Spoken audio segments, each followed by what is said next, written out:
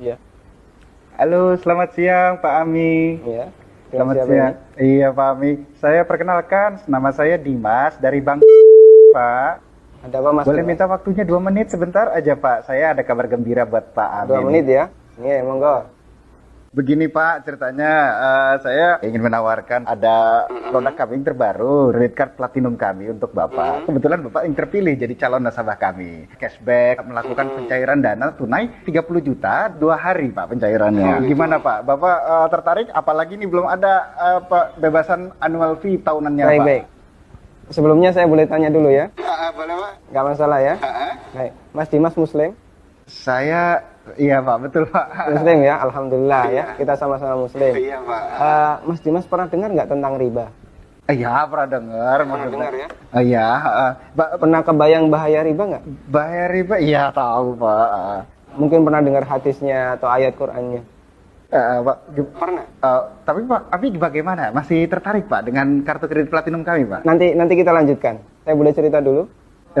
Ya, boleh, boleh. Jadi gini Mas Dimas. Coba Mas Dimas bayangkan kalau ada orang yang berzina sama ibunya. Kira-kira respon masyarakat gimana? Semua orang sepakat jelek ya. Gimana? Maksudnya gimana Pak? Kalau misalnya ada orang yang berzina sama ibunya, semua orang akan menganggap dia melakukan perbuatan yang maksiat. Ya bejat itu Pak. Wah, bejat sekali ya. Bejat Pak. Baik, kita sama-sama sepakat untuk itu. Iya. Begini, Nabi SAW menyebut bahwasanya riba itu ada 73 pintu. Pintu yang paling ringan, kata Nabi SAW, dosa riba itu seperti berzina sama ibunya, Mas. Itu nilai dosa riba yang paling ringan. Coba kalau Anda tadi tawarkan 30 juta, itu berapa nilai ribanya? Ya, tapi kan... Saya lanjutkan boleh? Ya. Ya, kita lanjutkan dulu ya. Iya. Saya sebutkan, ini ada beberapa fase kehidupan manusia. Orang yang makan riba semuanya mendapatkan azab dari Allah. Pertama, ketika di dunia, orang yang makan riba itu ditantang perang oleh Allah. Coba Mas bayangkan. Kata Allah Subhanahu wa taala, ya ayyuhalladzina amanu taqullaha wa dharu ma baqiya minar riba. Wahai orang yang beriman, bertakwalah kepada Allah dan tinggalkan semua bentuk riba. Fa in lam taf'alu fa'dzanu biharbi minallahi wa rasulih. Kalau kamu masih ngeyel, enggak mau meninggalkan riba, umumkan perang dengan Allah dan Rasulnya.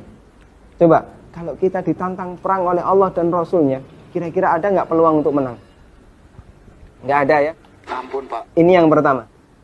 Yang kedua, orang yang mati dalam kondisi membawa dosa riba, makan riba, nanti dia akan dihukum di kuburan dalam bentuk berenang di sungai darah. Masya Allah, berenang di sungai darah. Kata Nabi SAW, beliau pernah menceritakan mimpinya, dan mimpi beliau itu wahyu. Nabi SAW pernah melihat ada orang yang berenang di sungai darah, kemudian di tepi sungai ada orang yang membawa batu. Setiap orang ini berenang menepi, dilempari batu ke mulutnya, kemudian balik ke tengah. Ini yang kedua. Di alam kubur, dia mendapatkan azab berupa berenang di sungai darah. Yang ketiga.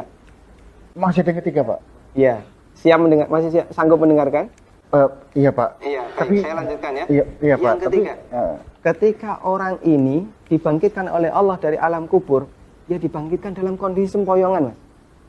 Allah Subhanahu wa taala bercerita, alladzina ya'kuluna riba la yaqumuna illa kama yaqumul ladzi yatakhabbathu syaitan minal mas. Orang yang makan riba, mereka akan dibangkitkan pada hari kiamat dalam kondisi sempoyongan seperti orang yang kerasukan. Iya Pak.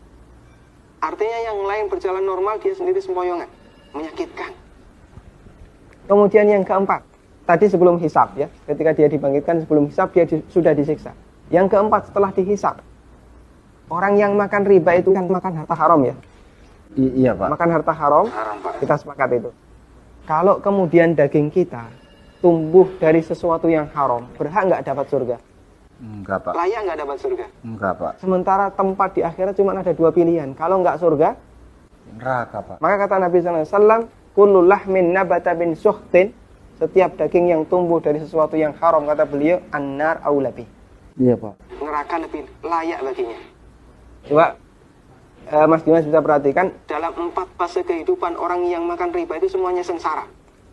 Ketika masih hidup di dunia, dia ditantang perang oleh Allah, Ketika mati dia berenang di sungai darah. Iya, Pak. Ketika dibangkitkan dalam kondisi sempoyongan, setelah hisab dia ditempatkan di neraka. Iya, Pak.